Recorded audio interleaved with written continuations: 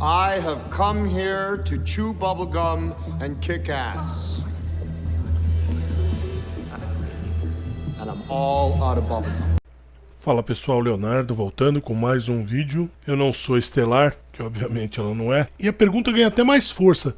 Pra quem isso foi feito? Pra quem? Porque quem gosta de HQ vai ficar enojado. Quem gosta de conto para jovens adultos não lê HQ. E principalmente, a história é ruim pra caramba. A personagem é intragável. Olha, é um trabalho assim difícil de ler essa HQ. Algumas coisas que pra mim seriam importantes ou interessantes até. Ela, no mínimo, deveria ter a mesma cor da pele da mãe, já que não falam nem quem é o pai dela. A Estelar teve uma filha com Dick Grayson, mas com certeza não é nem um pouco parecida com essa Mandy. Eu acharia legal se ela tivesse a cor da pele laranja como a mãe, porque não ia adiantar, ia ser uma coisa que nunca ia conseguir esconder. Daria até mais apelo, porque aí tem, assim, ganha aquela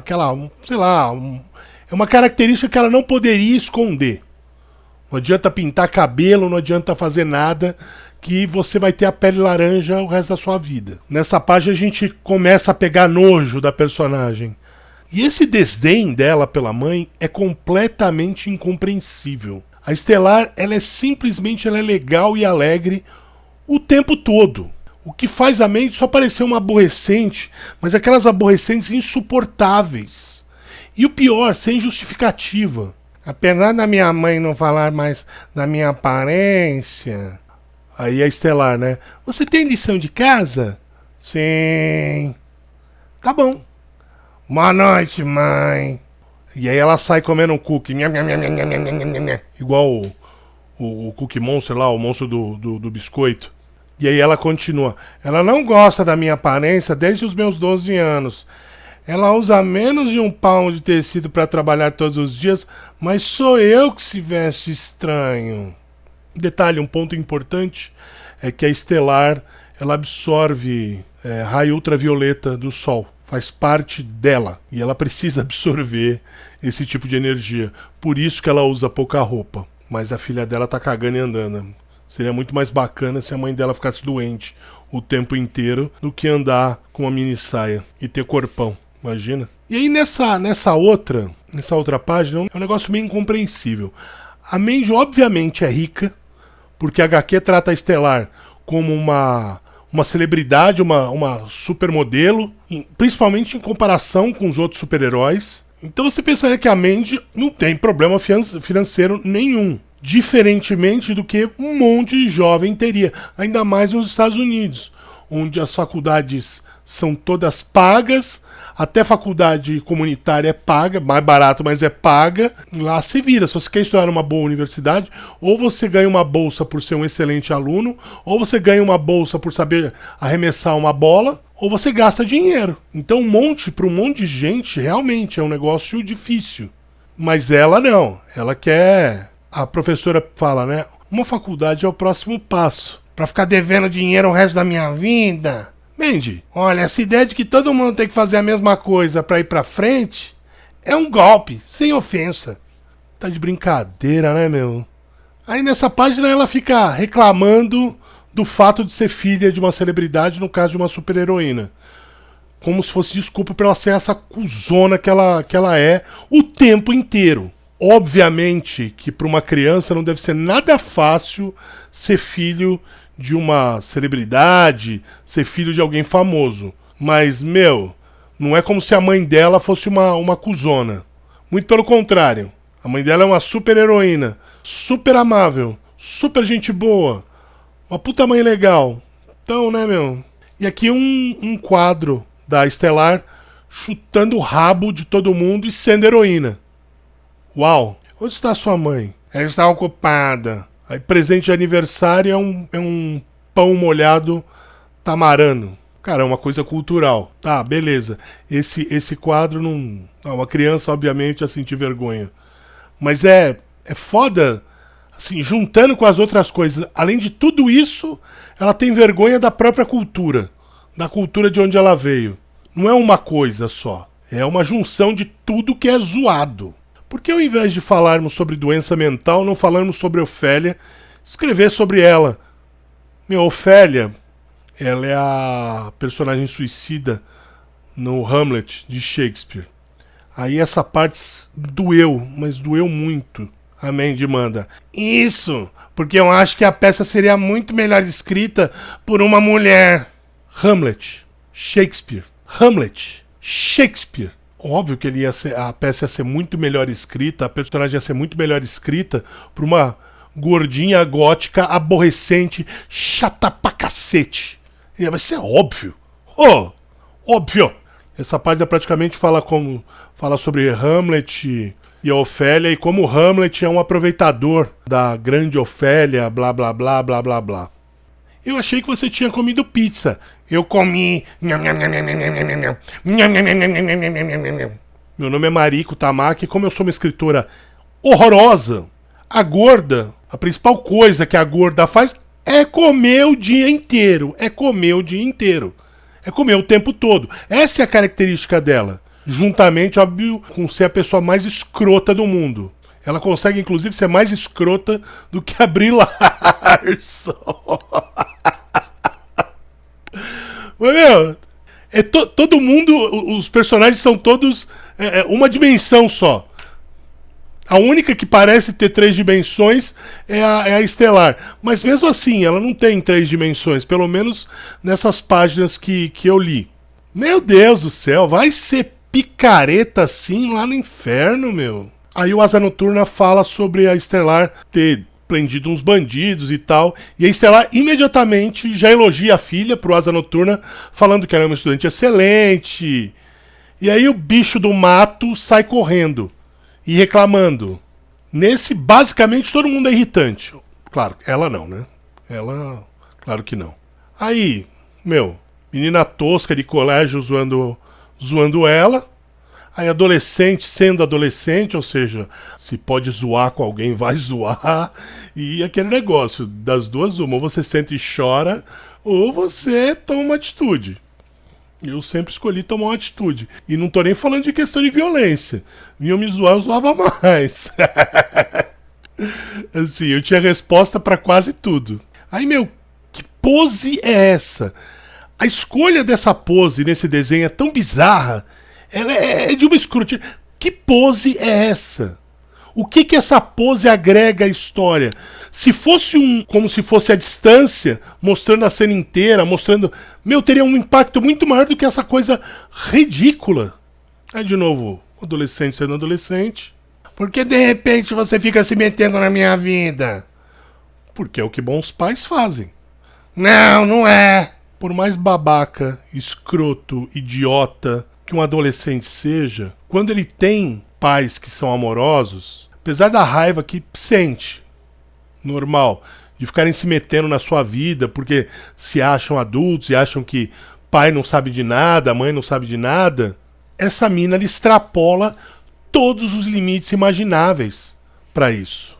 É o tempo inteiro. Na verdade, eu não sei nada sobre como as pessoas do planeta da minha mãe comemoram aniversário. Ou mesmo se comemoram. Eles nem devem ter anos como a Terra. Minha mãe nunca celebrou o aniversário dela. Eu nem sei quando é. Nem quantos anos ela tem. Sabe por quê? Porque você é um lixo de filho. Sabe como a gente descobre coisas sobre a vida dos nossos pais? Conversando com eles, perguntando. Assim, pode parecer estranho pra essa escrota. Mas os pais adoram contar para os filhos do passado deles. Ainda mais se o filho se mostra interesse. Pai adora contar a história do passado. Eu lembro.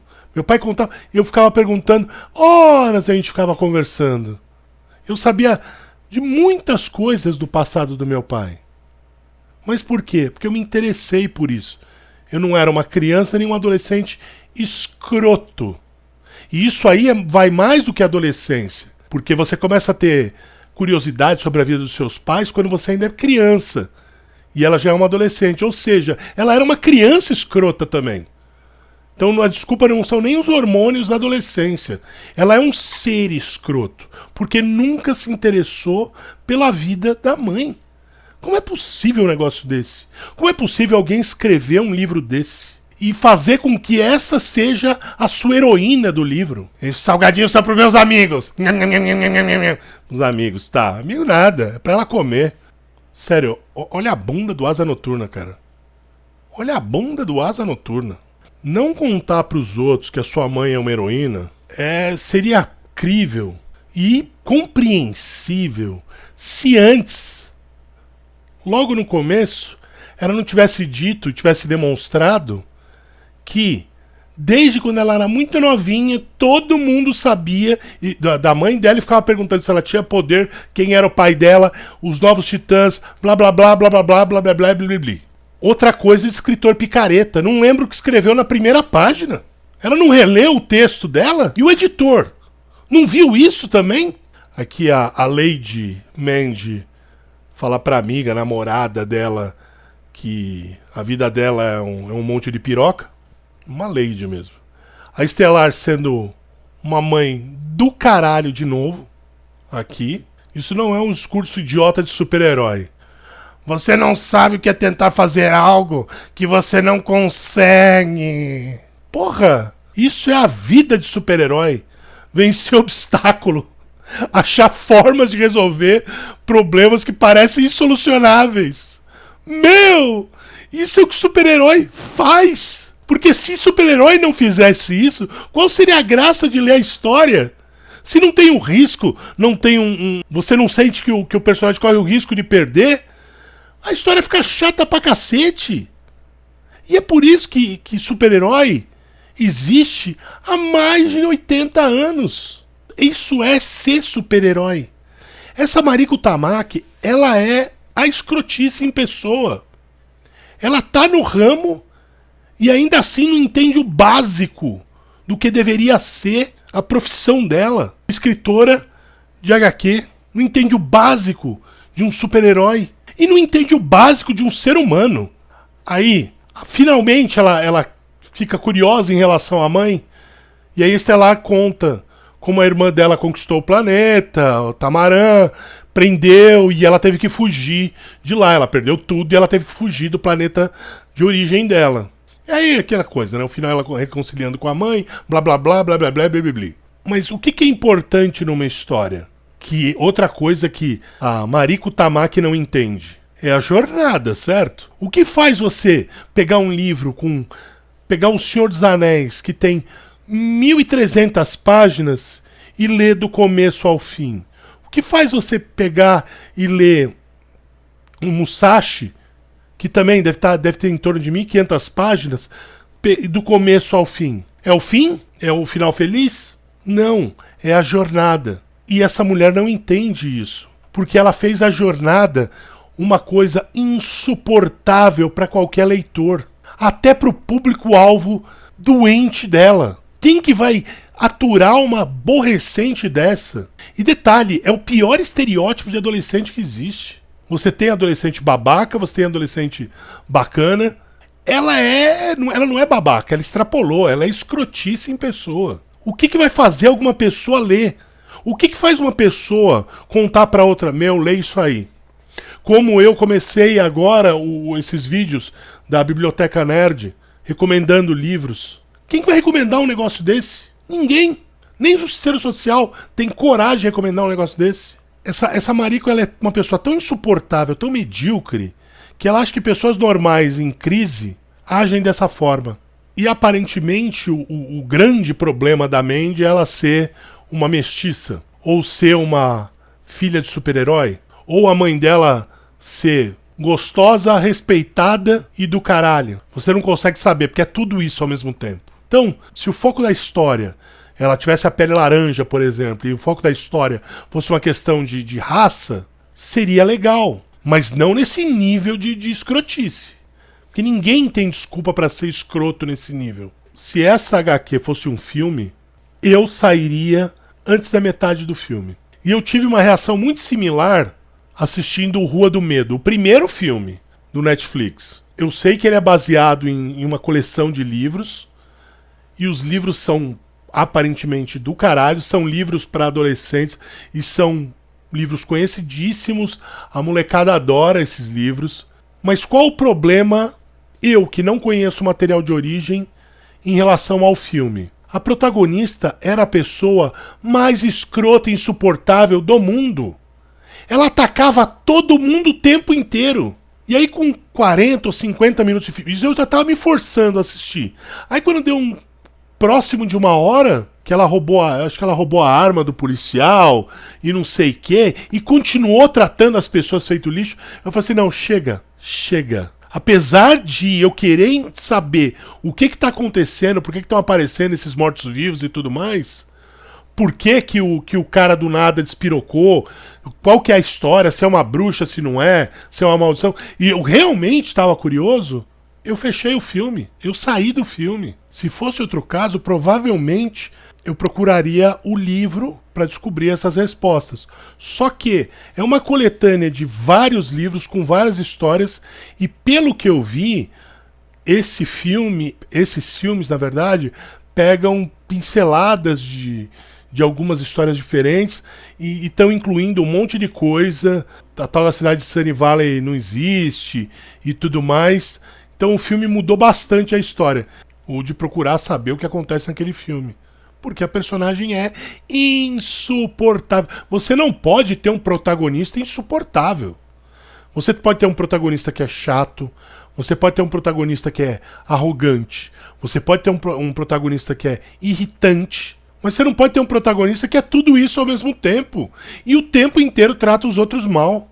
Não pode. E é exatamente isso que acontece nessa HQ para jovens adultos que essa picareta dessa Mariko escreveu. A arte é bacana, tem alguns pontos que a arte é muito legal, mas agora algumas escolhas que foram feitas na arte, eu não sei se partiram em conjunto com a escritora ou se foram tomadas única e exclusivamente pelo artista. Se foi pelo artista, também pra porra, viu? Tem algumas coisas que não dá para justificar. Agora, se foi vamos fazer assim e tal, pá, aí, porque a arte no geral é bacana. Então é isso aí, se você gostou do vídeo, dá um joinha, comenta aí o que você achou da Supermandy, comente o que você faria se encontrasse pessoalmente na vida real uma adolescente dessa. Compartilhe os nossos vídeos, assine o nosso canal e até a próxima.